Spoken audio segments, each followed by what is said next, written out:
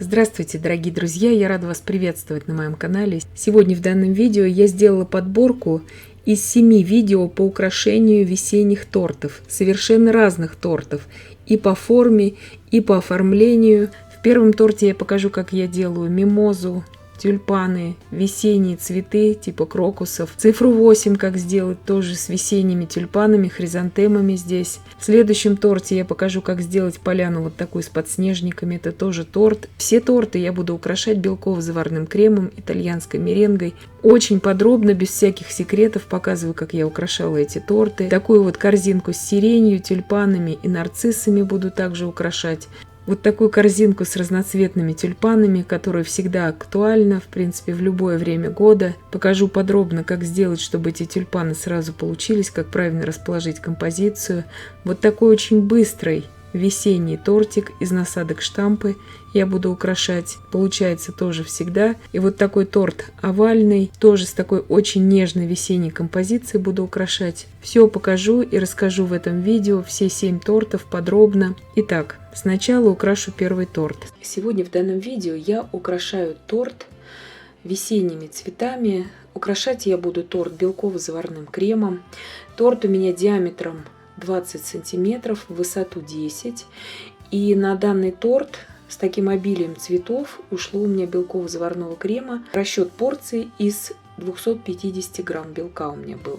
Я дважды варила крем на обтяжку торта и на цветы. Здесь у меня цветы будут именно ранневесенние. Это тюльпаны. Это имитация такая подснежников, вот эти вот крупные цветы, ну как бы аллегория такая, крокусы, мимоза. И здесь я не использую ни розы, ничего другого, потому что в ранней весенней композиции именно такие цветы и присутствуют. И из насадок штампа я это опять же буду делать очень и очень быстро.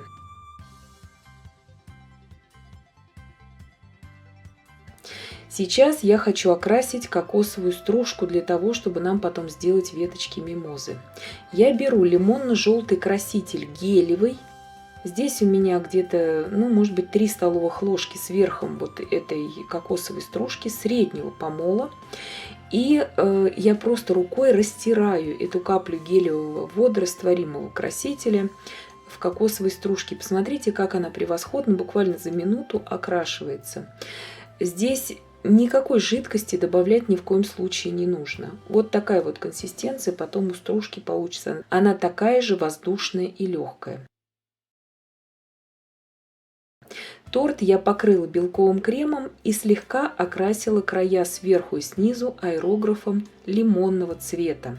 Здесь из остатков крема, который у меня остался от покрытия торта, я делаю основание для будущих цветов. И это сделать обязательно, потому что цветы у меня будут большие. Здесь у меня насадка тройная улыбка. И цвет я буду окрашивать, вот то, что в сам пакет я окрасила, мешок кондитерский, зеленого травяного цвета. И также сам крем, которым я сейчас наполню этот мешок, у меня этим же цветом окрашен, но едва-едва заметно. Я беру рисовый конус, большой здесь у меня конус, и делаю вот такие вот цветочки. Сначала тройной, вот из 3 лепестков, и я его поставлю назад. Я его потом немножко перемещу, потому что мне не понравилось, как он стоит. Это имитация подснежников, что-то такое напоминающее просто подснежники. Здесь я буду делать уже более крупный цветок, уже из 6 таких лепесточков. Серединку я отсажу позже, уже непосредственно на самом торте. И вот таким образом я буду делать 7 таких цветочков. То есть очень просто. Тройная улыбка, она бывает с зазубринами, бывает без.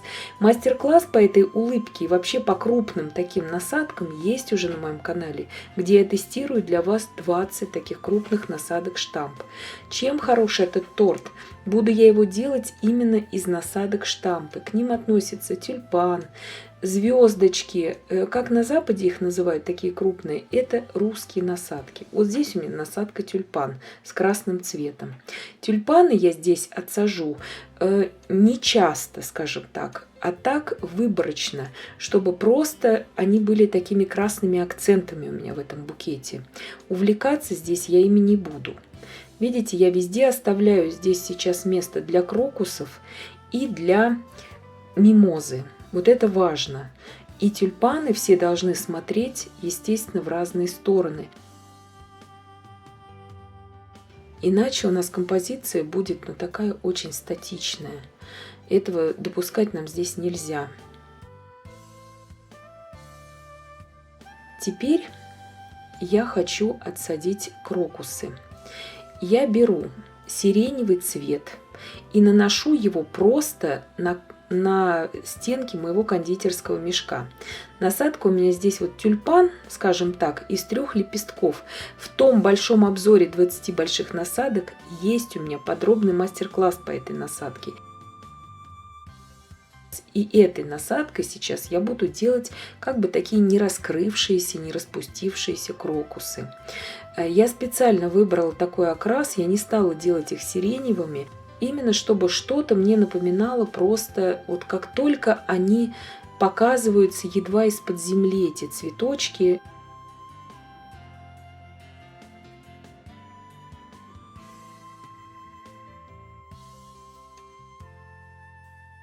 Теперь я буду делать мимозу. Для этого я беру вот такую вот соломку.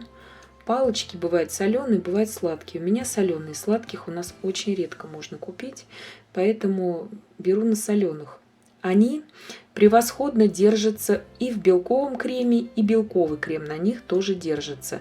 Здесь у меня насадка открытая звездочка 8 мм. Вы же можете брать и 6 мм. Вы можете брать насадку круг.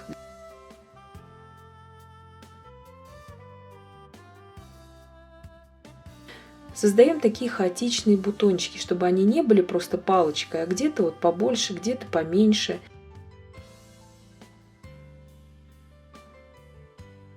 Сейчас всю эту веточку я просто посыплю уже окрашенной мною ранее кокосовой стружкой.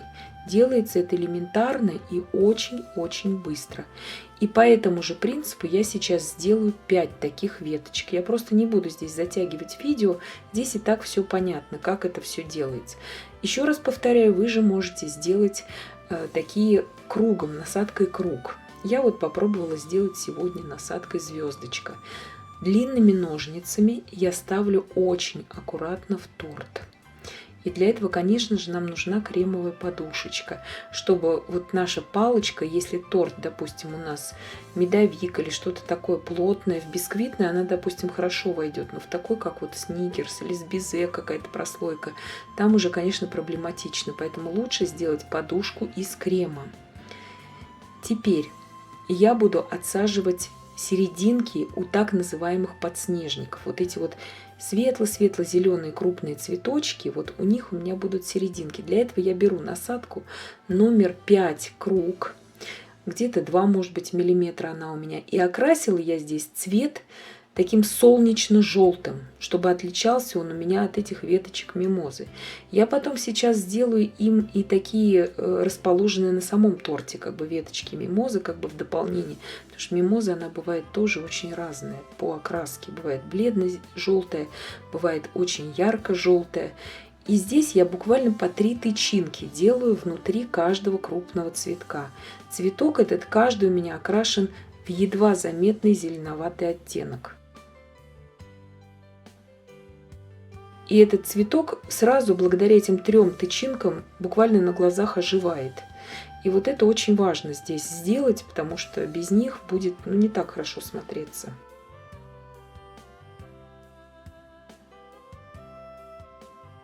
Теперь я беру насадку, лист тюльпана. И цвет я окрасила травяной зеленый, смешала с желтым, чтобы добиться максимально похожего цвета именно как у листьев тюльпана. Другие листья я в данном торте не хочу использовать сегодня, не буду. Вот. И делаю, не увлекаясь этой зеленью, делаю везде, где считаю нужным, и заполняю пустоты. Теперь я беру опять же насадку номер 5, круг. И делаю уже на самом торте такие желтенькие точечки. Где-то, может быть, эта ассоциация будет именно с бутончиками мимозы. То есть что-то тоже такое вот желтенькое весеннее у меня будет. И такие веточки я также отсаживаю на самом торте непосредственно. Видите, тоже не увлекаемся здесь этим желтым цветом, чтобы всего было в меру. Дополняю все листьями, где считаю нужным, потому что бывает вот недостаток листьев. Очень хорошо всматриваемся всегда в торт, когда он уже почти готов. Может быть, где-то нужно чем-то дополнить. Вот это очень важно. Здесь дополняю эту ветку мимозы, которая у меня расположена на торте. И видите, как хорошо, что в принципе мимоза у нас немножко разная получается. Где-то посветлее, где-то потемнее. Иначе торт будет смотреться одним ярким желтым пятном. Это тоже важно. И в принципе сейчас я дополню композицию просто посыпкой зеленой, тоже в цвет моих листьев. То есть такой цвет тепло-зеленый у меня будет. И торт у меня уже готов. Посыпочкой посыпала на поверхности торта. И в принципе торт уже готов. Торт совсем не сложный. Торт я делала из насадок, как вы видите, штампы. Я здесь не накручивала лепестки у роз, не вытягивала хризантемы, которые тоже делаются длительно. Здесь все эти цветы делаются просто нажатием на насадку, насадки штампы.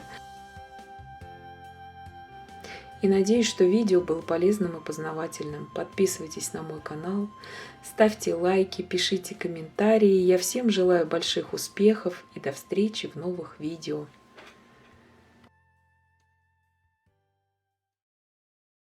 Сегодня в данном видео я показываю, как я украшала торт цифра 8. Сборку этого торта смотрите в предыдущем видео. Украшать я его буду белково-заварным кремом. Для украшения данного торта мне понадобились вот такие насадки. Здесь у меня насадка скошенной розы 2 см, это для бордюров. Насадка тюльпан обычного размера. Насадка номер 135, вот такая со штырем внутри, это фантазийная сирень или гортензия. И также небольшой листик. Я вам потом объясню, почему я взяла именно такой листик номер 67, 6 мм. Делайте себе скриншот, кому это нужно. Многие спрашивают именно про насадку тюльпан, насадку 135. И также еще туда не вошла у меня насадка 227.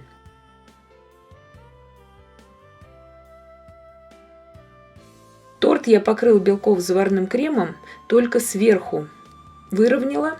А с боков я его вообще не выравнивала. Сейчас вот двумя такими мисочками я сделаю сейчас кружки у восьмерки.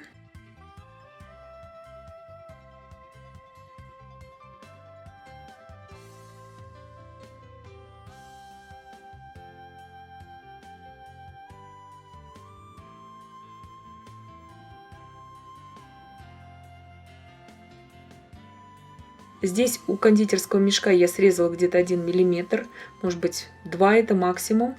И крем очень свежий здесь.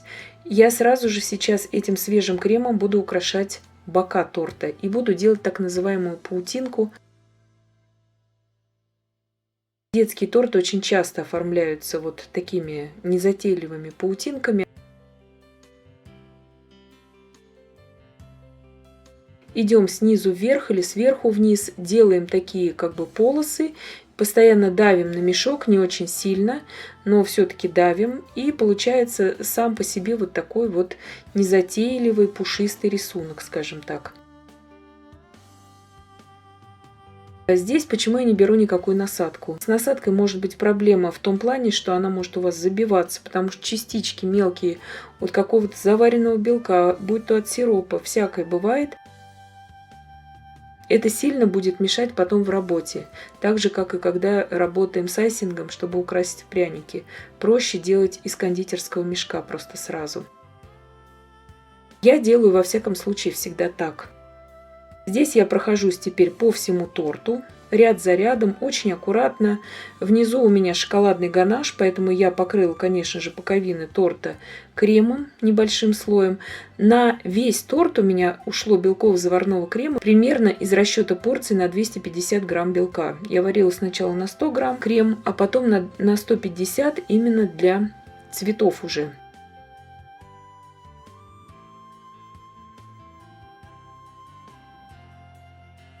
Все боковины я украсила вот этой паутинкой так называемой. Теперь я буду делать бордюры. Для бордюров я беру скошенную розу 2 см. Она у меня без номера, но тут и так все понятно. Она у меня плоская, просто скошенная роза. И я буду делать такие типы ленточек, потому что тортик для девочки, и хотелось что-то розовое сделать. Цвет у меня здесь пинк, но буквально на кончике зубочистки я его добавила. И вот смотрите, не до конца я выпустила воздух из кондитерского мешка, и поэтому здесь у меня образовался пузырь, его видно, но он потом у меня закроется цветами, где вот в бордюре такой вот у меня стык произошел.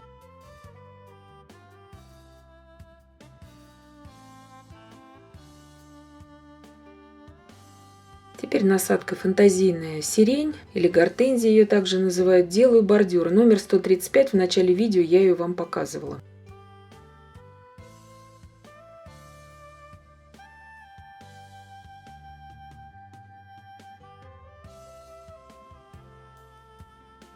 Вот она со штырем внутри. Еще раз вам ее показываю для наглядности. И делаю сейчас нижний бордюр также этой насадкой. Эта насадка относится к так называемым насадкам штампы. То есть мы сразу нажимаем на кондитерский мешок, и у нас выходит очень красивый цветочек с 5 лепестками. Очень удобно. Она сразу заполняет пространство хорошее и закрывает собой все бордюры. Теперь у меня насадка номер 227. Насадка астра. Это как хризантема с перемычкой сверху.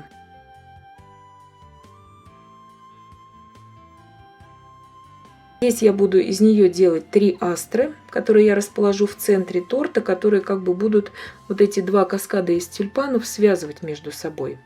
Я делаю основание и делаю 3 лепестка по центру и иду от них уже раскрывать сам цветок. Делается очень просто этот цветок. Как я делаю астры и игольчатые астры, я вам оставлю в описании к данному видео ссылки на те видео с астрами. То есть это как обычная насадка хризантема, только внутри она имеет такую перемычку напаянную. 227 ее номер.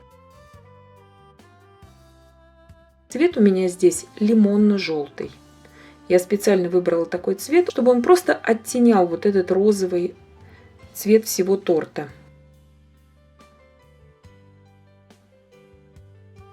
Крупными я здесь цветы эти не делаю. Я делаю 3 одинаковых цветка, делаю им основание в центре торта и отсаживаю уже цветы на сам торт, чтобы они просто смотрели у меня в 3 разные стороны.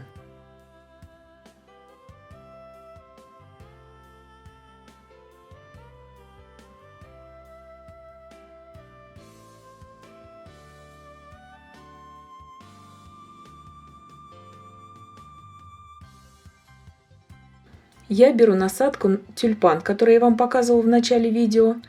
Здесь сам мешок кондитерский я окрашиваю вот этим же розовым цветом, которым я пользовалась, и наполняю сам мешок опять этим же розовым кремом, чтобы мне не выходить из просто цветовой гаммы. Здесь я тюльпаны делаю как бы внахлёст друг на друга. Я их надставляю друг над другом. Можно же здесь сделать также и основание из белого крема, и идти просто по нему, но мне не хотелось этого делать. Мне хотелось, чтобы как бы вот они высыпаются из этих цветов, показать вот это.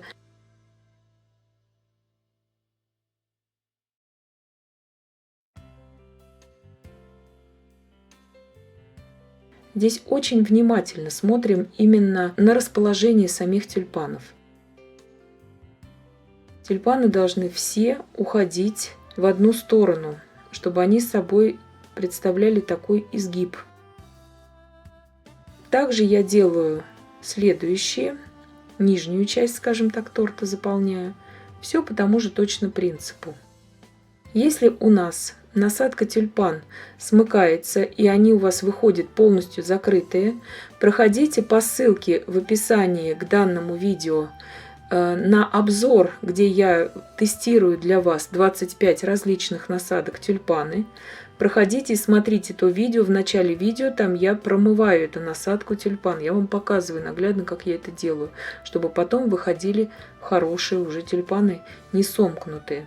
Здесь, видите, я опять иду по бордюру и как бы также загибаю вот этот весь каскад из цветов. Это очень важно, чтобы все цветы шли именно по ходу нашего бордюра.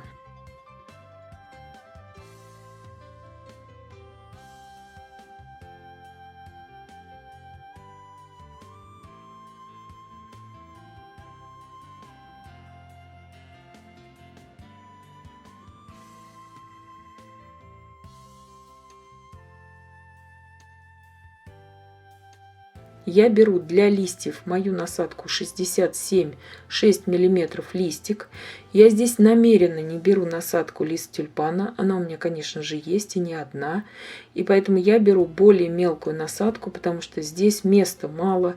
Та насадка лист тюльпана крупная, поэтому я здесь ею не пользуюсь. Тем более торт для девочки, чтобы не было вот таких вот огромных зеленых насаждений у меня здесь на торте, я пользуюсь обычной маленькой насадкой листик. С листьями тоже здесь нужно быть очень внимательными. Обязательно листья располагаем по ходу самих тюльпанов. И листья также делаем как бы в закругляющемся таком порядке. От этого зависит потом весь вид этой композиции. Потому что листья зеленые, они сразу бросаются в глаза. И к листьям нужно здесь тоже отнестись очень внимательно.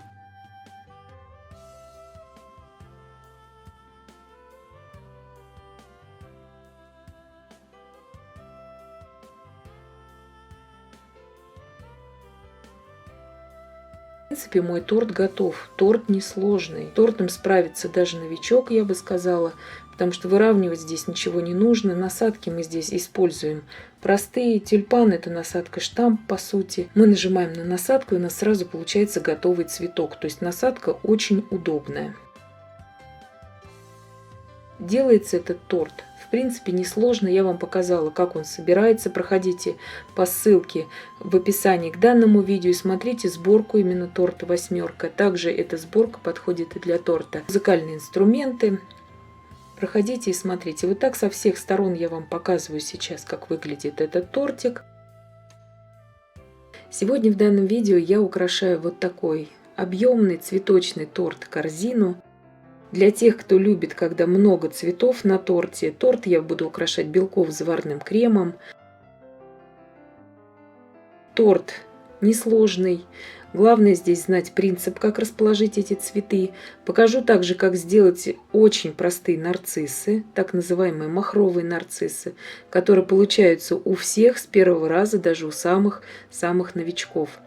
Итак, торт у меня здесь сникерс с прослойкой безе. Подробное видео по сникерсу есть на моем канале, оставлю ссылку в описании. Видите, не липнет уже у меня крем, то есть торт очень хорошо стабилизировался в холодильнике, он холодный. Я наношу на него сейчас белково-заварной крем, который я только что сварила, но он у меня уже остужен до комнатной температуры, то есть горячим не наносим. Тепленький такой, но не горячий.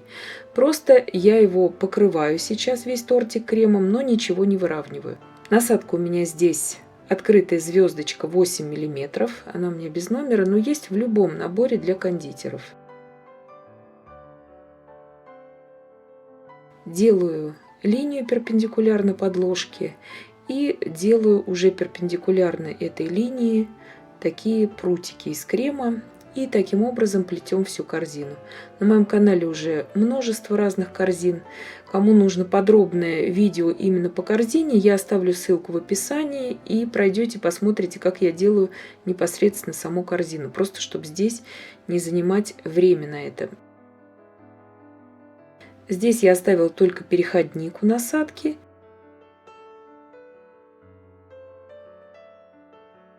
Делаю такое как бы возвышение, чтобы у меня потом цветы были верхние немножко повыше, чем по бокам, которые. Ничего не выравниваю, просто слегка разравниваю. И начинаю надувать основание для веток сирени. Мне их здесь нужно будет 7 штук.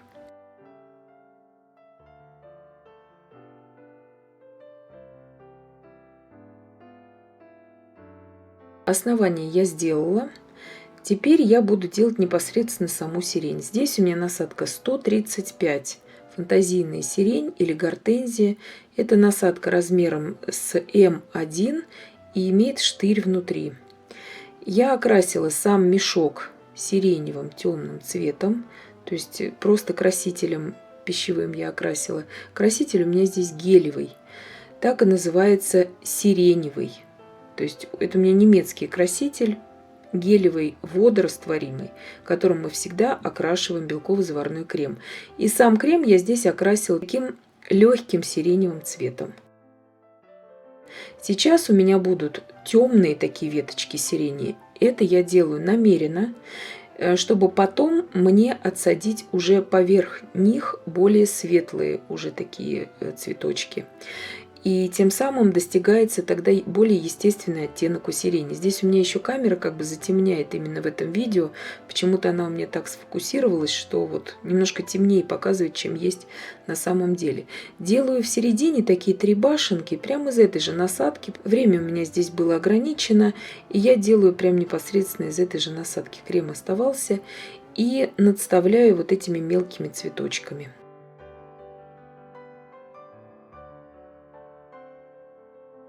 Теперь, когда у меня все будут цветочки уже готовы, я сниму этот мешок и одену новый, уже просто с кремом. И видите, крем уже выходит у меня более светлый, и тем самым достигается такая как бы естественная окраска у веточек сирени. У меня есть на моем канале несколько разных тортов с сиренью. Есть непосредственно торт ветка сирени. Я вам, конечно же, оставлю в описании к данному видео. Кому интересно будет, посмотрите, как я делаю там именно монокомпозицию из сирени. Итак, сирень у меня готова. Теперь я начинаю делать нарциссы. Нарциссы делаются очень просто. Делаем основание. Здесь у меня просто переходник из крема.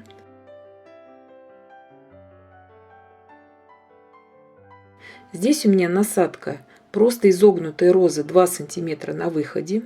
Сейчас насадка номер 70, листик 10 мм. Я делаю просто листья нарцисса. Цвет лимонно-желтый. А здесь цвет солнечно-желтый у серединки. Немножко отклоняя от себя насадку, я делаю середину нарцисса. И теперь насадкой номер 2 круг. Здесь 2 мм на выходе у нее, я делаю тычинки. Это самый распространенный вид нарцисса. Но кто новичок, сложно делать такой вид, поэтому я буду делать так называемые махровые нарциссы. Для этого торта, чтобы вам показать и чтобы вы могли посмотреть, что они смотрятся очень хорошо и очень быстро делаются. Делаем опять же основание, делаем насадкой номер 70 листики. И здесь у меня, смотрите, насадка номер 13. Это звездочка 3 мм. Более медленно мы ее ведем, тем более такие ажурные получаются вот эти завитки из нее.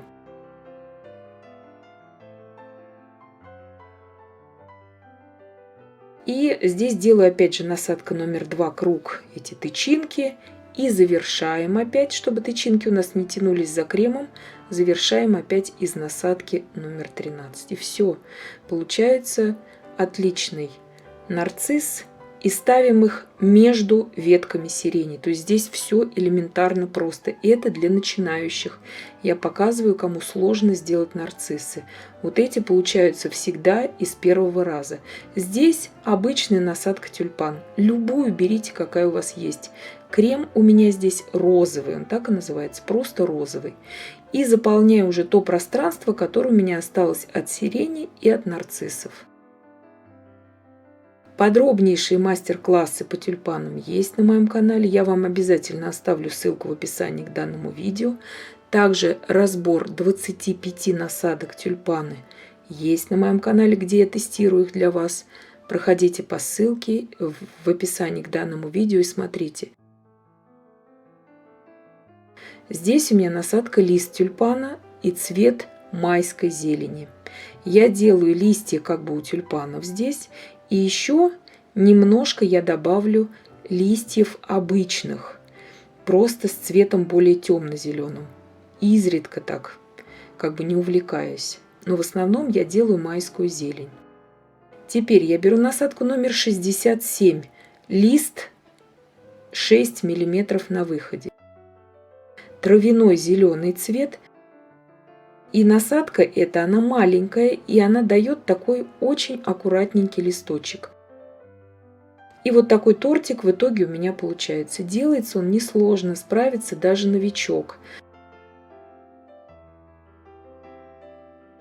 Сегодня я покажу, как я делаю вот такой торт, поляна с подснежниками. Торт я буду украшать полностью белково-заварным кремом. И собирать этот тортик я буду из шапочек бисквитов, которые остаются у нас всегда после выпекания. Я покажу, как делаются эти цветы. Делаются они совсем несложно. Самое главное знать принцип. Итак, я сейчас хочу поделиться с вами просто самым элементарным способом, как же сделать вот такую полянку. Здесь у меня творожно-сливочный крем. Базовый рецепт есть на моем канале. Подробнейшее видео по нему я ссылку оставлю в описании. И здесь мне понадобится 4 шапочки от бисквитов, которые мы выпекаем, и всегда они у нас остаются, и мы не знаем, что с ними делать. Вот эти шапочки у меня от классического шоколадного бисквита без разрыхлителя. Очень скоро будет рецепт его на канале, подробный тоже, по 18 сантиметров в диаметре. Я промазываю все это также моим творожно-сливочным кремом. И здесь у меня брусничное варенье. Также я делаю со второй шапочкой. Видите, благодаря тому, что это шапочки, сразу образуются такие горки. Горка у нас образуется. И также слой варенья. А здесь у меня шапочка от шифонового бисквита на желтках. Также еще одну шапочку классического бисквита я разрезала вот на такие фрагменты и завершила сборку моего тортика. Делается это совсем несложно. И вот смотрите, 4 шапочки бисквитов, которые хранились у меня в морозилке где-то пару недель, они мне пригодились. И все, теперь тортик мой готов. Теперь я его покрыла ультратонким слоем масляного крема на сгущенном молоке. Он у меня простоял несколько часов в холодильнике. Все это схватилось. Посмотрите, какая замечательная у нас получилась полянка. Теперь я сварила белковый крем на 80 грамм белка, из расчета порции на 80 грамм белка. И покрываю я его безо всякого выравнивания, этот торт. Нам нужно создать имитацию снежной полянки. То есть выравнивание нам здесь абсолютно не понадобится. Я покрываю, просто распределяю небольшим шпателем это все. Видите, никакого выравнивания, даже в воду я ни разу не омакиваю мой шпатель. Все, выравнивание на данном торте у меня закончено. Теперь я беру бисквитный мох. Тоже есть подробнейшее видео на моем канале. Я его поделила на совсем маленькие такие вот крошечки. Очень удачный рецепт у меня на канале. Он очень быстрый, очень бюджетный, без меда. И очень хорошо у всех получается. Проходите по ссылке и смотрите, как я его делаю. Зелеными вот этими фрагментами я изображаю как бы такую пробивающуюся через снег зелень. Теперь я беру такую желтенькую посыпочку и посыпаю между этими зелеными фрагментами, чтобы она очень хорошо гармонировать будет у нас с нашими серединками подснежников. Теперь то, что у меня осталось от шапочек бисквитов, вот такая крошка, я посыпаю, делаю как бы такую проталину. И в принципе, она очень хорошо, эта крошка, держится на белковом креме, мы ничем ее не фиксируем. Все, оформление на данном этапе у нас самого тортика уже закончилось. Теперь я беру вот такие конфеты жевательные. И сейчас я покажу, как я их... Это будут стебли у наших подснежников. Как я их делаю? Нам понадобится, я во всяком случае использую вот такой сухой краситель пищевой. Вы же можете любой брать. У меня от фирмы Rainbow Dust, английская фирма, очень качественный краситель. Просто у меня такие очень светлые эти стебли, вот эти жевательные конфеты, поэтому мне захотелось их немножко потемнее сделать. Беру я проволоку вот такую флористическую, номер 18. Жевательные конфеты у меня 5 миллиметров, и они у меня такие немножко... неустойчивые эти конфеты, и поэтому я просто туда вставляю эту проволоку. И вот так вот протягиваю ее постоянно. Она очень хорошо туда вставляется, эта проволока. Теперь остаток, который мне не нужен, я просто удаляю плоскогубцами. Я его так вот сжимаю, сгибаю сразу. И удаляю то, что мне не нужно, просто плоскогубцами обрезаю. И стебель мой готов уже, в принципе. Теперь я беру просто одноразовое бумажное кухонное полотенце На это полотенце у меня уже нанесен краситель. И я просто распределяю по всей конфете. Кисточкой это делать неудобно.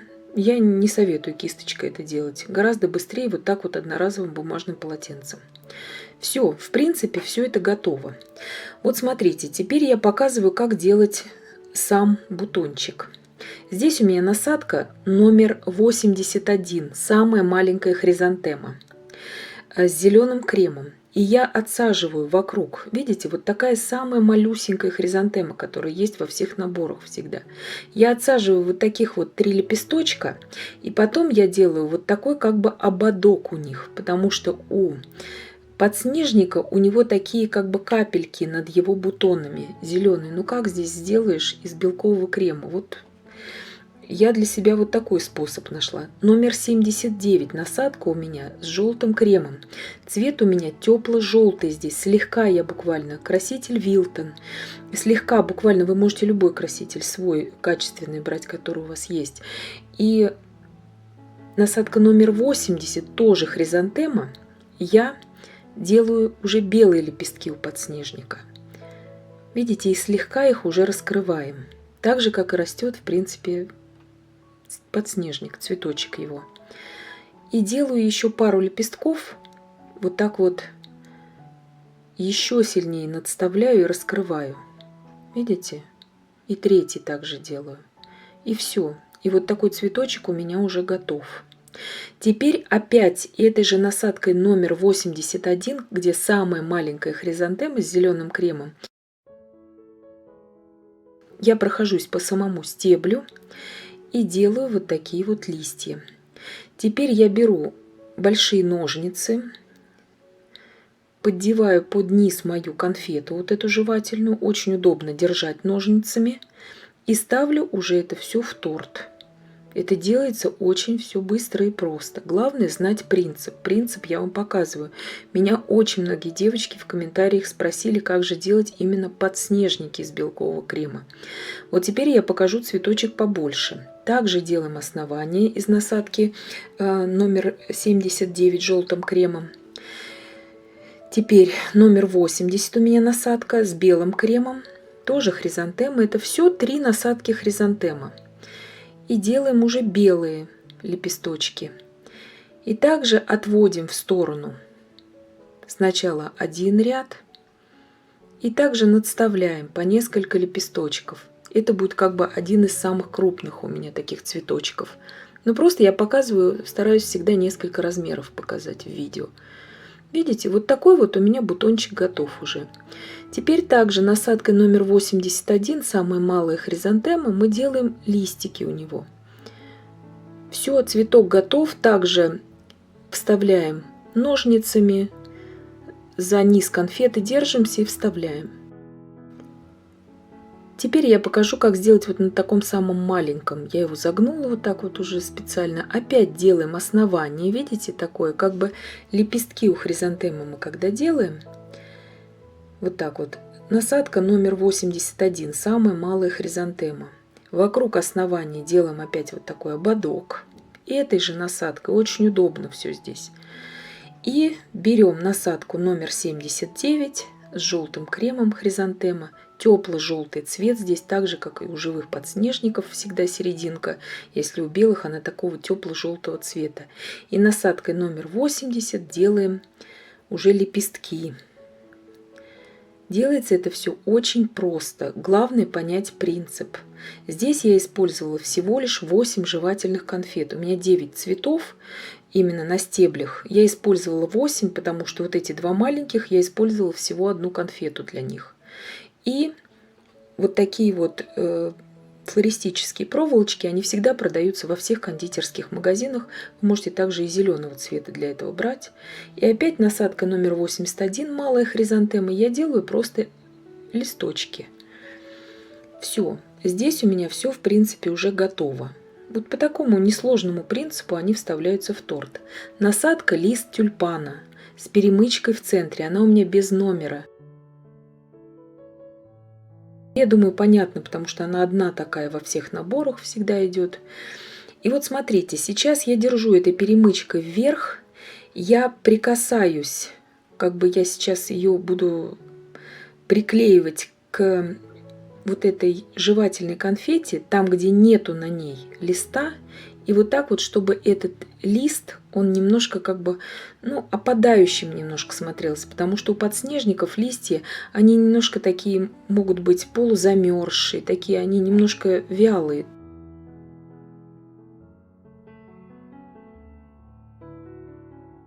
Они не бодро так стоят, скажем так, да, эти листики. И делаем вот там, где считаем нужным, но не увлекаемся, потому что у подснежников не так уж их много, как вот в букетах с тюльпанами мы изображаем. И проходимся так по всем местам. И теперь смотрите, я вам покажу, как сделать отдельно стоящие такие листья. Я беру шпажку деревянную, вставляю в эту насадку лист тюльпана и вот так вот оттягиваю, чтобы получилась такая небольшая дуга, чтобы, ну, естественно, немножко смотрелся этот лист. Я немножко, видите, да, что он не спадает назад. Вот это нужно тоже учесть, чтобы он колом не стоял, этот листок. Вот. И вставляем также ножницами эту шпажку в торт. В принципе, композиция цветочная моя готова. Вот все виды, как я это делаю, я вам, в принципе, объяснила. Теперь я хочу изобразить пару цветочков на самом торте. Я беру также насадку хризантема номер 79 с желтым кремом и отсаживаю вот так вот незамысловатых 3 лепесточка прямо непосредственно на торте. Также я беру насадку номер 80 с белым кремом и обрамляю ей уже эту желтую серединку. То есть делается это элементарно. И листики я потом сделаю также насадкой лист тюльпана зеленым кремом.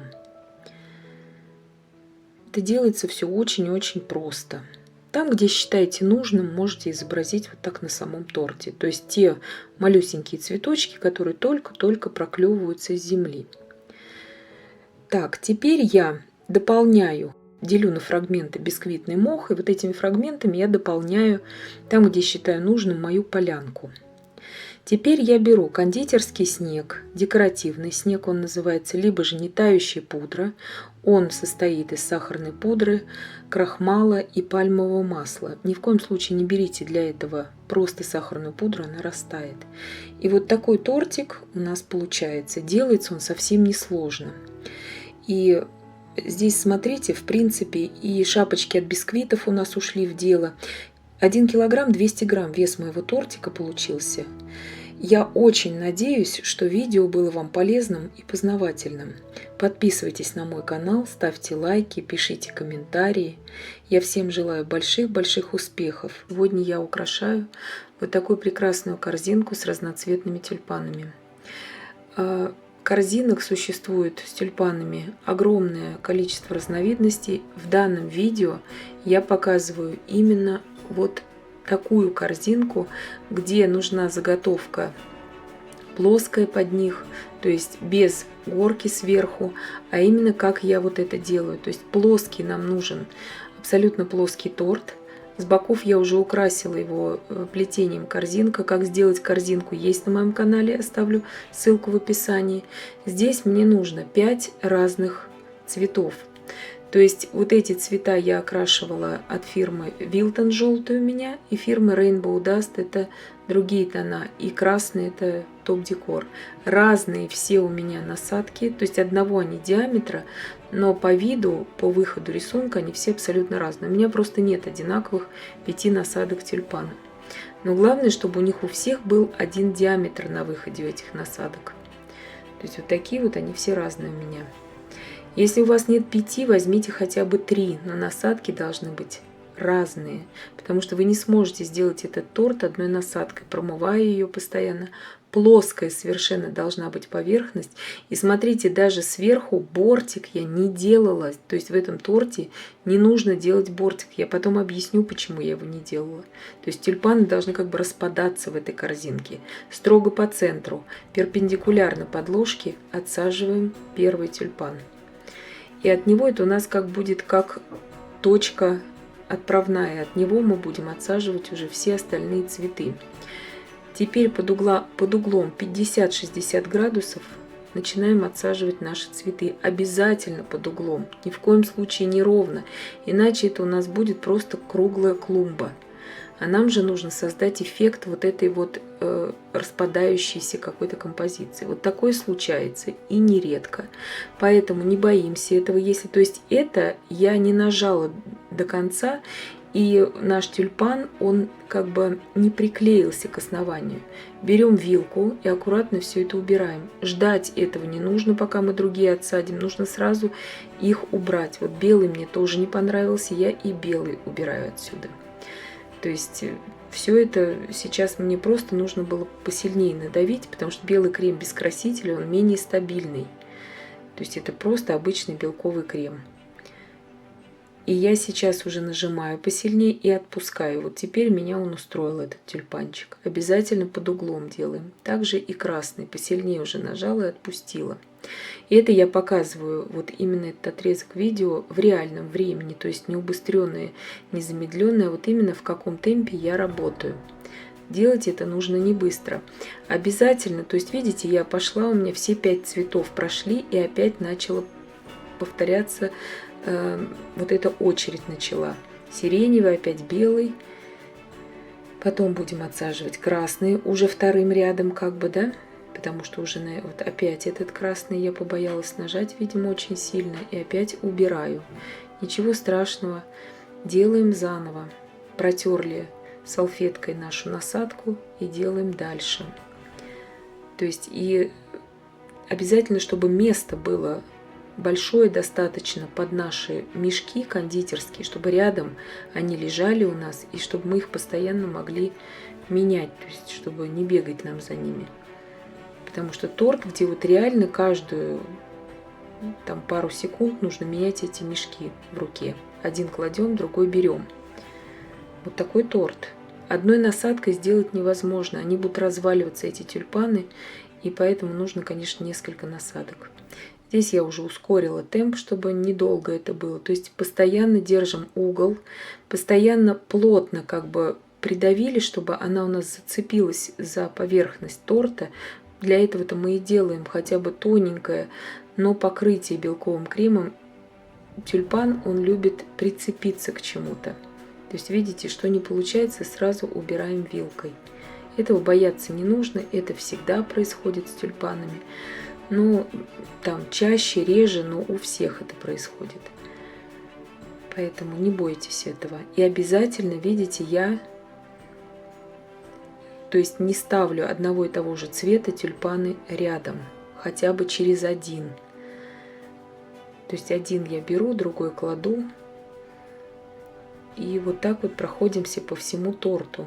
И обязательно я это делаю под углом 50-60 градусов. Иначе вот этого эффекта богато распадающейся корзинки, вот с этими, то есть распадающийся букет. То есть тюльпаны, они же как обычно, они же вот как бы распадаются в базе, в корзине. То есть эффект вот именно такого вот естественного их положения достигается именно вот этим наклоном. Именно то, что мы не делали бугорок сверху, то есть горку мы в этом торте не делали.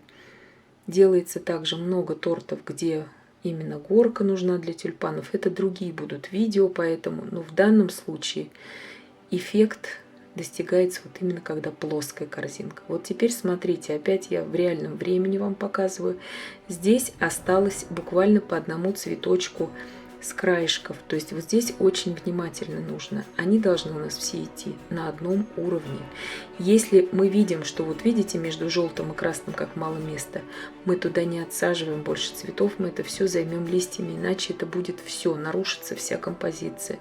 Поэтому я так медленно это делаю.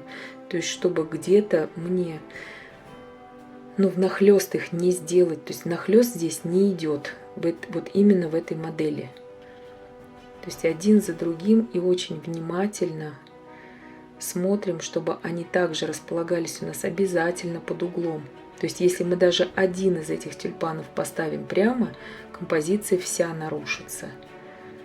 Вот видите, пустоты остаются между ними, но я их не заполняю тюльпанами, потому что я понимаю, что тюльпан уже туда не поместится. Поэтому будем заполнять это листьями уже потом. Смотрим, просматриваем, где не хватает. Ни в коем случае одного и того же цвета не отсаживаем рядом друг с другом.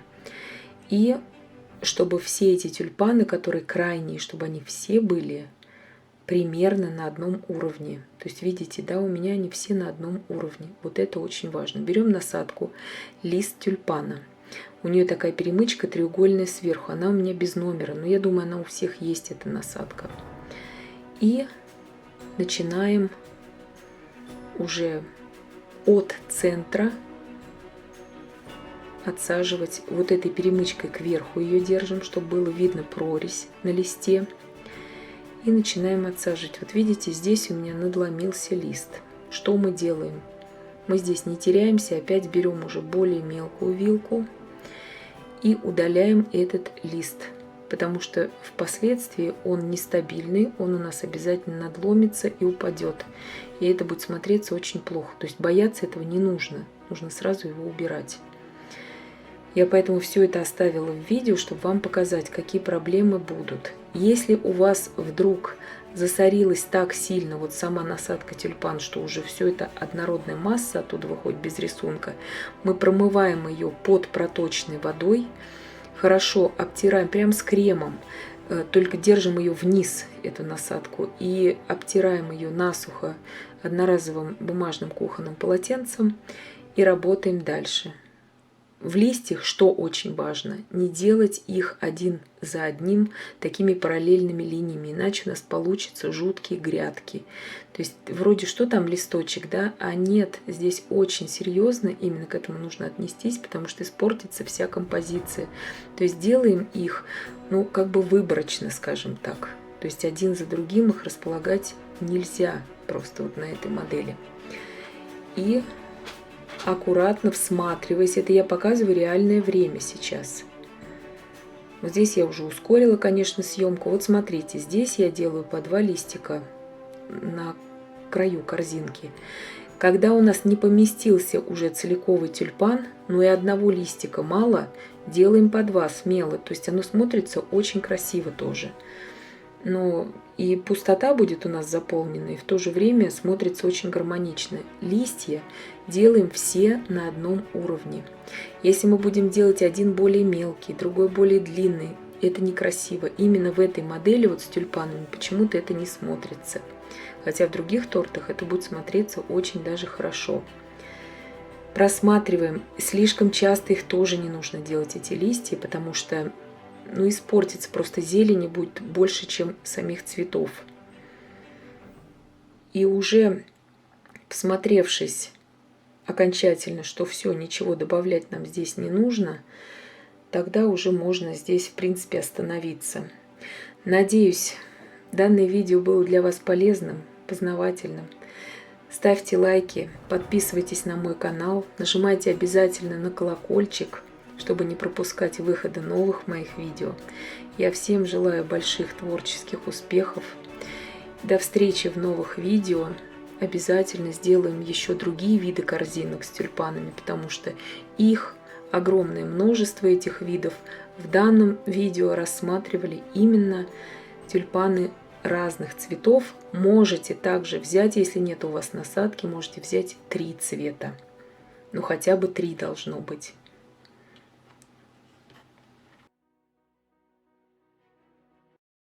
Сегодня я украшаю буквально за полчаса. Вот такой жизнерадостный весенний торт, торт большой. И буду украшать я его из насадок штампы. В предыдущем видео я делала обзор подобных насадок, и именно эти насадки я буду использовать в данном торте. И также я сделаю сейчас обзор насадки сфера и также тройного переходника к этой насадке, которым обычно принято с ней пользоваться, с этой насадкой сфера. Итак, украшаю я белково-заварным кремом, и вот она, насадка сфера. Многие очень спросили в комментариях про нее. Насадка сфера бывает разных видов, сверху у шапочки разные прорези, но в принципе выходит один и тот же рисунок. Каждую составляющую переходника я одеваю свой кондитерский мешок на нее. И есть вот такие пазухи у каждой насадки, и номер 1, 2, 3 я соединяю вместе. Вот так вот они должны быть. Уже крем должен быть в мешках.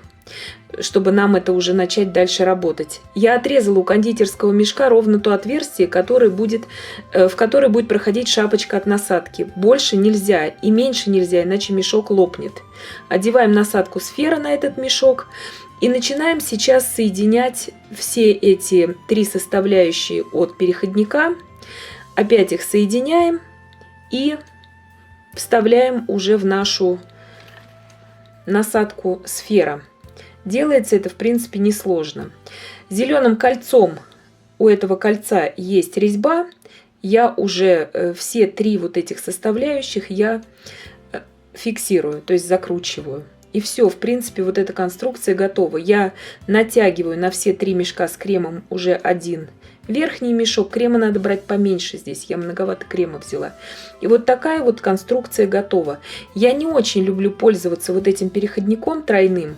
Я больше пользуюсь просто мешками. Это дальше в видео, сейчас я покажу, как это делать. И вот смотрите, этот торт я не буду здесь показывать, как я его украшаю, он элементарнейший.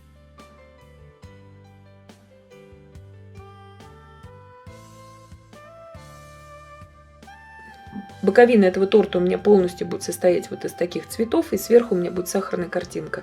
Здесь просто показывать особо нечего, но смысл понятен. В цветке таких анютиных глазок получается у меня весь торт.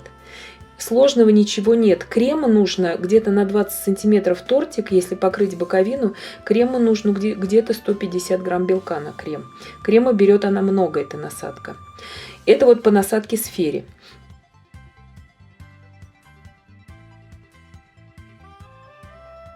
Теперь у меня мой торт сегодняшний, который я вам хочу показать. Буквально за полчаса буду украшать. Насадка звездочка открытая 8 мм. Она у меня, к сожалению, без номера.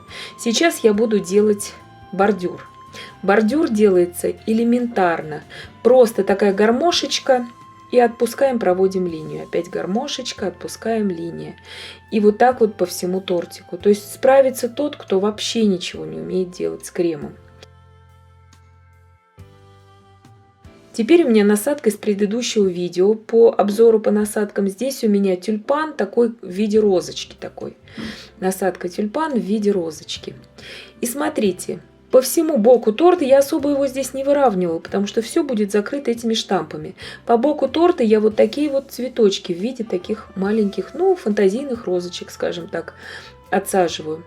Ничего здесь сложного у нас нет. Слегка дотрагиваемся насадкой до кремовой поверхности. Видите, я ее промываю, потому что она бывает засоряется. У меня даже там пару цветочков таких сомкнутых получится. Слегка буквально дотронулись и отпустили. Слегка совсем надавили на насадку. Вот получаются такие очень быстрые цветочки. Крема белкового я здесь сварила на 250 грамм белка. На украшение данного торта 26 на 26 сантиметров. Остатками крема я делаю основание для следующих цветов. Вот моя же насадка сфера. И здесь я буду без всякого переходника. Я отрезала у кондитерских мешков где-то по 8 миллиметров. И я просто вкладываю туда эти кондитерские мешки. У основания, где у нас у прорези, крем до конца не доводим, а уже когда вложили уже в большой мешок, тогда уже доводим крем. Вот так вот украшаются шапочки для капкейков сразу же этой насадкой. На тарелочку сначала выдавливаем первый крем. Видите, соединился уже крем, два цвета пошло, и теперь уже можно работать на торте. Делается это все очень и очень быстро. Я сделаю сейчас несколько вот таких фантазийных цветов. Просто какие-то весенние цветочки, которых в природе множество. Можете в любой расцветке это делать. Видите, сразу два цвета у нас идет. Можно волнообразные движения, можно слегка по спирали закручивающие движения такие делать. Ничего здесь сложного абсолютно нет. Справится даже человек, который вообще никогда не делал ничего из крема. Я сегодня показываю именно такое украшение, потому что меня просто буквально каждый день спрашивают в комментариях, как же украсить торт для новичков, кто вообще не умеет ничем работать. Сейчас у меня насадка тюльпан. И этот же точно крем сиреневый. Окрашивала я все это гелевыми, водорастворимыми пищевыми красителями. И буду вот так вот в промежутках между желтыми цветами отсаживать тюльпаны.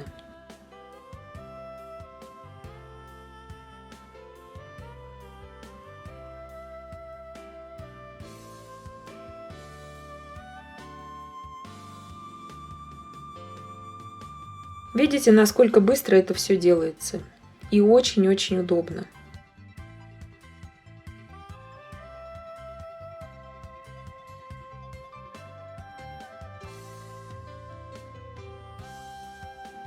Теперь у меня насадка лист тюльпана.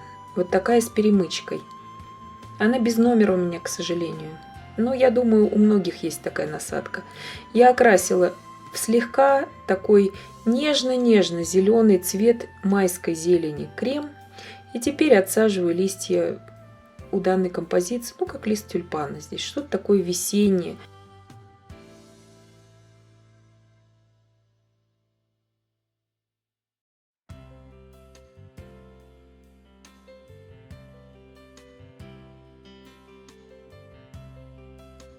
И теперь смотрите, по бокам торта я этой же насадкой лист тюльпана отсаживаю вот такие вот какие-то стебельки.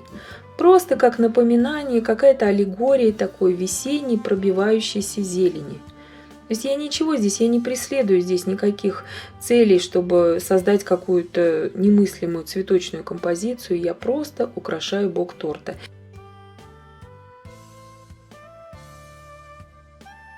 Где-то у меня вот краешек был немножко сколот, я закрываю это все просто вот этими листами. То есть справится буквально новичок. Теперь насадка у меня вот тоже тюльпан и вот такой вот закрученный цветочек.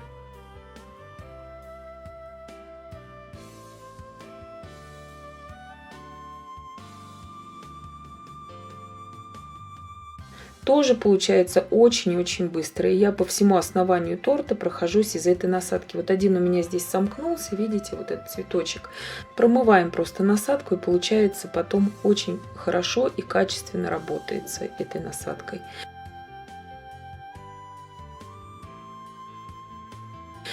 И слегка дотрагиваемся, слегка нажимаем и отпускаем. Не нужно здесь сильно давить, именно от сильного надавливания получается, что насадка загрязняется. Здесь я просто отрезала у кондитерского мешка где-то 3 мм и делаю более тоненькие стебельки, где считаю нужным, где мне кажется это будет красиво.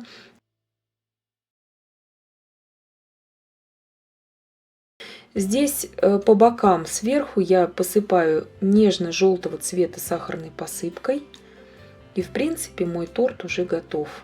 И смотрите, все цветы, как я обещала в данном видео, я сделала из насадок, из так называемых насадок штамп. Ничего здесь, никакого кондитерского умения, навыка и опыта я не применяла именно в делании таких красивых, роскошных цветов. Просто я давила на насадку. Крема у меня ушло на данный торт из расчета порции на 250 грамм белка. Буквально пару ложек крема осталось. То есть торт большой на 26 на 26 сантиметров. И ориентируйтесь по своему размеру. Я очень рада вас приветствовать на моем канале. Сегодня в данном видео я украшаю вот такой овальный торт. Украшаю я его белковым кремом. Я показываю все тонкости, как правильно расположить цветочную композицию на торте. Во-первых, чтобы сделать ровным торт, нужна ровная заготовка. То есть как выпечь и собрать безо всякой специальной овальной формы вот такой торт. Есть отдельное видео на моем канале. Обязательно ссылку на это видео я оставлю в описании. То есть бояться этого не нужно. И сделайте вот по данному видео, как я это делала, то есть ссылка будет. Итак, делаем сначала цветы. Насадка у меня здесь астра с перемычкой 227 номер, цвета сиреневый и бордовый от фирмы Rainbow Dust. Я смешала, получился вот такой у меня астровый сиреневый цвет. Жалко, что камера не совсем передает правильно. Делаю основание на гвоздике из насадки, просто белым кремом из насадки 8 мм открытая звездочка. Держу я насадку вот так вот перпендикулярно сначала гвоздику, отсаживаем первые 3 лепестка как основание, потом делаем следующий рядок из нескольких лепестков слегка внахлёст, и уже следующий ряд за ними мы выводим слегка наверх уже эти лепестки. То есть делаем обязательно слегка углубленное основание у этого цветка, так же, как это и есть у настоящего цветка. То есть астр в природе огромное количество, одна из разновидностей игольчатой астры. Есть у меня видео по игольчатой астре на канале, я обязательно оставлю ссылку на тот торт в описании к данному торту. Четвертый ряд мы уже начинаем слегка отводить в сторону, то есть снизу берем от основания и отводим в сторону. Здесь я делаю бутон. Я сейчас покажу два размера цветов. У меня будет здесь 5 астрочек на этом торте. И я покажу два размера, чтобы не занимать место в видео. То есть это небольшой бутон. Сильный размах листьев здесь мы не делаем. То есть вот этого достаточно. На завершении композиции такой бутончик нужен. Теперь я буду делать уже цветок покрупнее. Опять делаем из 3 лепестков основание. Слегка внахлёст следующий ряд. И насадку ведем снизу, захватываем каждый этот лепесток, то есть делаем снизу внахлёст, чтобы вот эти наши лепестки цеплялись за предыдущие. И третий ряд начинаем слегка отводить в сторону. То есть вот это то, что слегка у нас где-то не зацепилось, вот этого нужно избегать. И четвертый ряд уже уводим их в сторону, эти лепестки. Видите, они все более раскрываются и раскрываются у меня. Теперь что я делаю в крупных астрах? То есть то был бутон, а сейчас крупный. Один лепесток я делаю более коротким, другой длинным. Видите, длиннее. Длиннее. То есть вот каждый короткий, длинный, короткий, длинный. То есть астра, она растет как бы таким салютом. И листья ее так располагаются. И мне как-то вот хоть как-то это, хоть немножко это отобразить в кремовом цветке.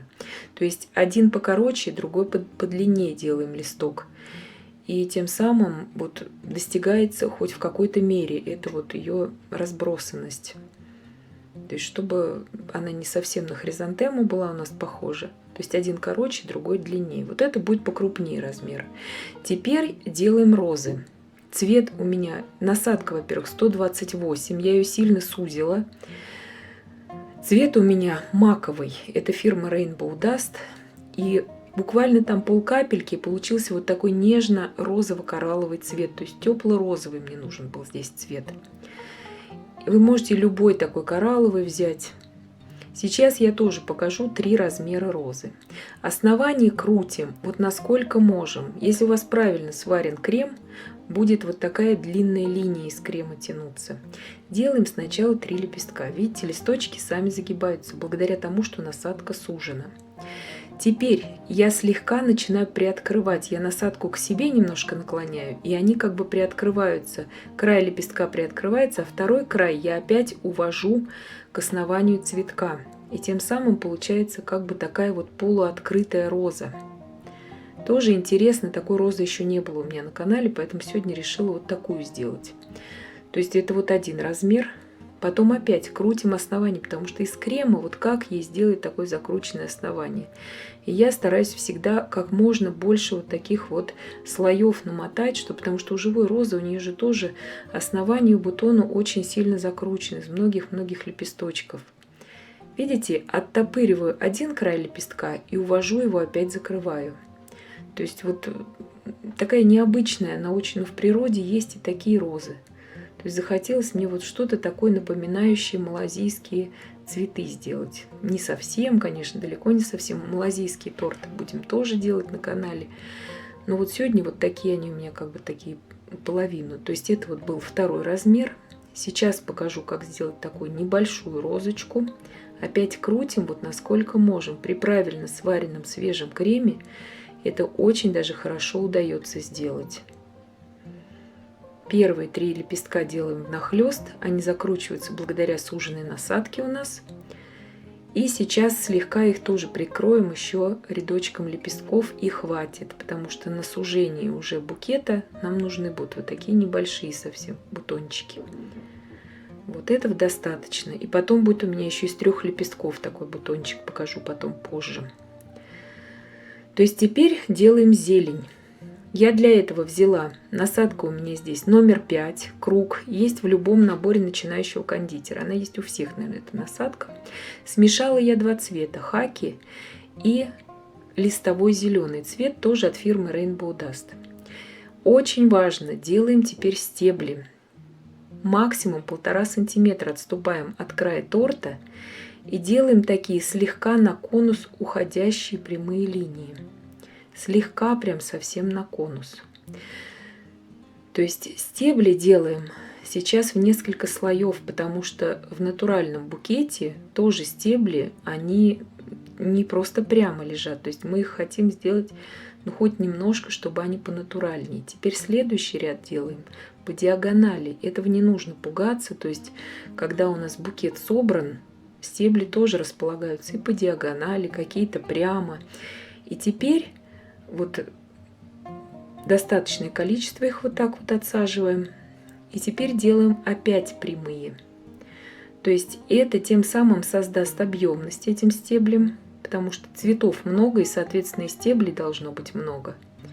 Потому что если сделать мало стеблей, потеряет вид композиции. От стеблей в этом торте зависит немалое.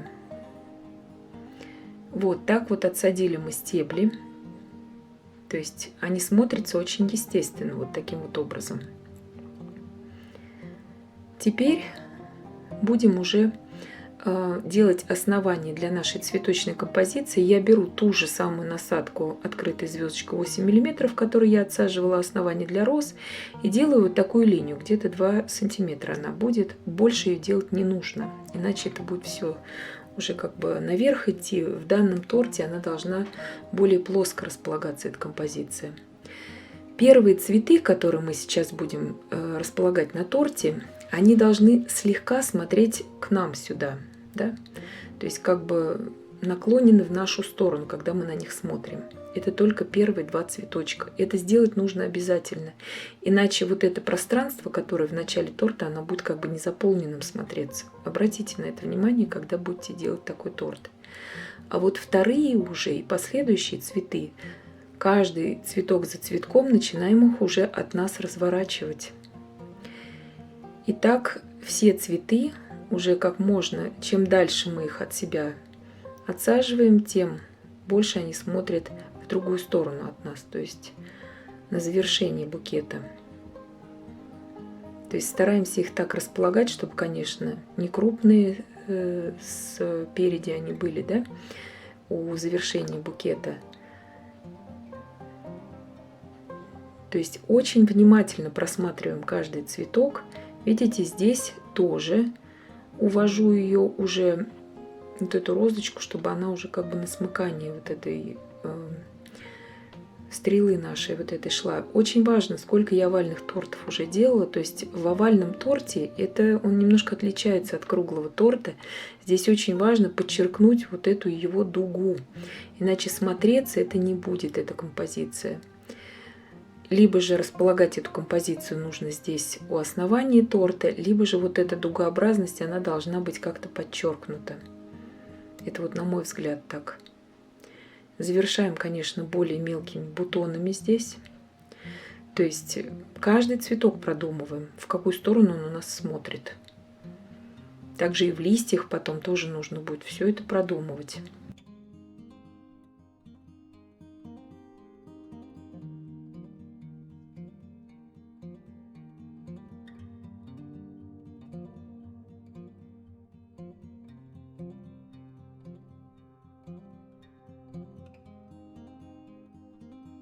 То есть вот так вот сбоку мы ее сейчас отсадим, потому что чтобы смотрелся как бы попушистее наш букетик, чтобы не просто одной палочкой. Обязательно она здесь нужна тоже. И в завершении композиции, конечно, маленькую розочку отсаживаем. Потом я еще в начале еще один бутончик из трех лепестков буду отсаживать. Сейчас я, вот видите, я его сделала буквально 3 лепестка внахлёст, и он смотрит тоже в нашу сторону. Все, цветов здесь достаточно. Теперь я беру нашу насадку роза 128 суженую, которой я делала все эти розы, и делаю вот такие вот незамысловатые бутоны. То есть бутоны здесь тоже нужны, чтобы заполнить это пространство. Они всегда очень хорошо дополняют любую вот эту композицию букетную. просто по направлению движения вот этой всей цветочной композиции располагаем эти бутоны. Ни в коем случае не поперек. Теперь следующая наша задача, когда отсадили уже все бутоны, теперь делаем уже такие, вот насадка номер 10 у меня круг, делаем такие малазийские зеленые такие вот бутончики. То есть в любых малазийских тортах они всегда присутствуют, в тортах, выполненных именно в малазийской технике. То есть сейчас мы их будем наполнять более светлым кремом. Заодно покажу, как это делается. Делается это очень просто. Где-то по 1,5 сантиметра в высоту, может быть, где-то даже по сантиметру мы их отсаживаем. Они выходят такие достаточно объемненькие сразу. Поэтому листики мы будем здесь делать очень маленькие. Иначе зелени будет уже слишком много на этом торте.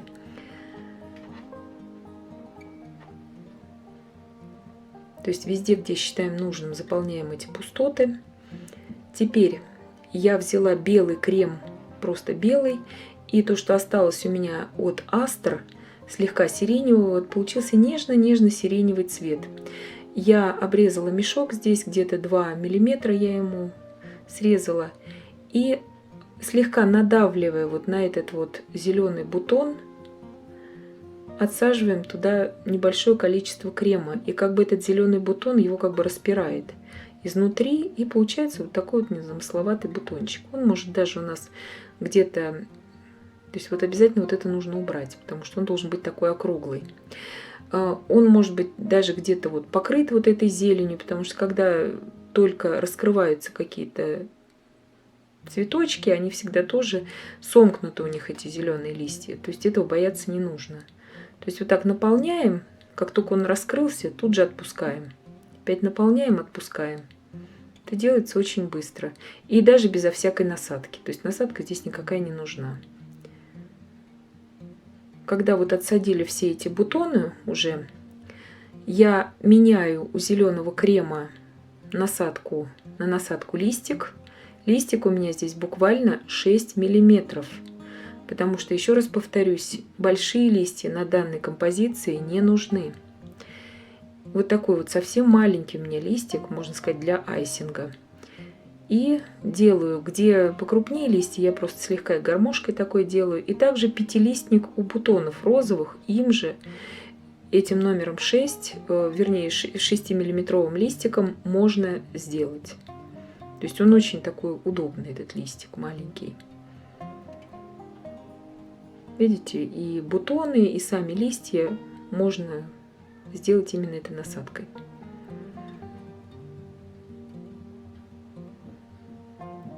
То есть листья просматриваем только там, где вот самая необходимость. Не забиваем этот торт листьями, потому что листья, они как могут украсить, но также могут и все испортить. Вообще зелень в торте, к ней нужно относиться очень и очень аккуратно. И здесь, видите, я взяла потеплее цвет зелени, чтобы она сочеталась с нашими розами тепло-розового цвета. Теперь я беру краситель, вот такой у меня хаки, и я его слегка перемешиваю с остуженной прохладной такой кипяченой водой и буду кисточкой делать вот такие небольшие веточки. То есть рисовать такие вот как бы в таком незамысловатом, как сказать, стиле, да, вот эти вот веточки, которые именно вот придают такую естественность этой композиции. То есть цвет хаки я здесь специально выбрала, чтобы был не такой кричащий зеленый, потому что все-таки астра это больше осенние цветы. И смотрите, чтобы, видите, чтобы как у меня не было вот таких вот разрывов, да, потому что когда кисточка не смочена у нас достаточно красителем, будут разрывы тогда. Обязательно смачивайте. Посыпка у меня вот такая тут сиреневый, желтый и белый. Я делаю такие какие-то цветочки на этих веточках. Но много не сыпьте, иначе веточки будут засыпаны, и тогда композиция не будет смотреться. То есть все это делаем, чтобы добавить вот такой гармонии к нашему букету. Но всего должно быть, конечно же, в меру. Просматриваем это еще раз. Все, где чего у нас не достает. И обязательно, где начинались наши веточки, видите, они как будто у нас висят в воздухе. Обязательно их основание прикрываем еще раз листиками. Это нужно всегда делать, иначе это смотрится очень неестественно. То есть вот где они не соприкасаются у нас с нашим букетом, обязательно это нужно закрыть. Вот такой штрих очень важный. В принципе, наш торт готов. Просматриваем его со всех сторон. Еще раз повторюсь, очень важно сделать уже ровную и очень такую устойчивую заготовку. То есть ссылка будет в описании на то, как я выпекаю такой торт, как я его собираю. Чаще всего, конечно, молочная девочка, либо медовые коржи, либо если шоколадный, то это Спартак. Надеюсь, что видео данное было вам полезным, познавательным. Подписывайтесь на мой канал. Нажимайте обязательно на колокольчик, чтобы не пропускать выхода новых моих видео. Ставьте лайки, пишите комментарии. Я всем желаю больших успехов и до встречи в новых видео.